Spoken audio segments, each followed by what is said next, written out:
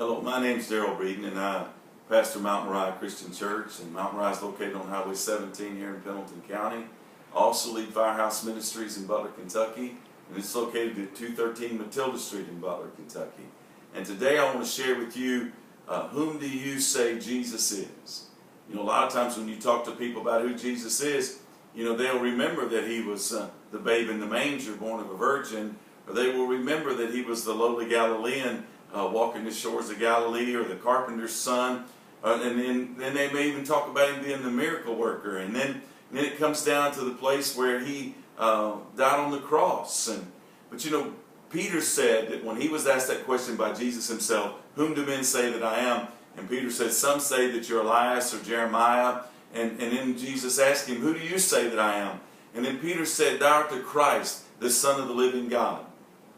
And when he said that, he was expressing the fact that Jesus was the Savior, that he had came to seek and to save that which is lost. And so for the lost person, yes, Jesus is hanging on the cross. For the person who doesn't know Christ, he's hanging there because they haven't received his forgiveness. They hadn't received his sacrifice, and took him down off that cross and placed him in their heart as the King of glory.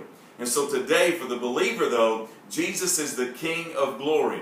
He is that King of glory. In the book of Revelations, it gives a beautiful description of who Jesus is. The first thing it says about him, that he was clothed with a garment down to the foot. You see, in ancient times, the longer the robe, the greater the authority. So Jesus' robe went all the way to his feet. So he wasn't a judge, he wasn't a prince, he was a king.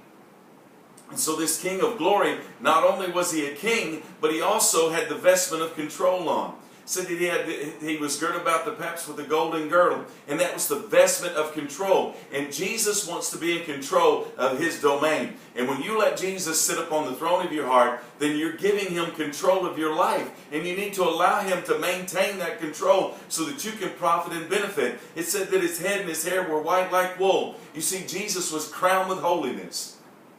Crowned with such a magnificent holiness. He was separated from evil, dedicated unto the Father. He's sacred, he's glorious, and so that's what he's crowned with. And then it says that his eyes were as a flame of fire. He has this piercing, penetrating gaze, and he wants to look right into your heart. And guess what he's looking for? He's looking for what he's crowned with. He's looking for you to be separated from evil and dedicated unto him. And then it says his feet were as like fine brass, as if they were burned in the furnace. And that's talking about his judgment. That's talking about his righteous judgment. You see, when we judge, we don't judge righteously. But when we leave judging up to Jesus, it'll always be right.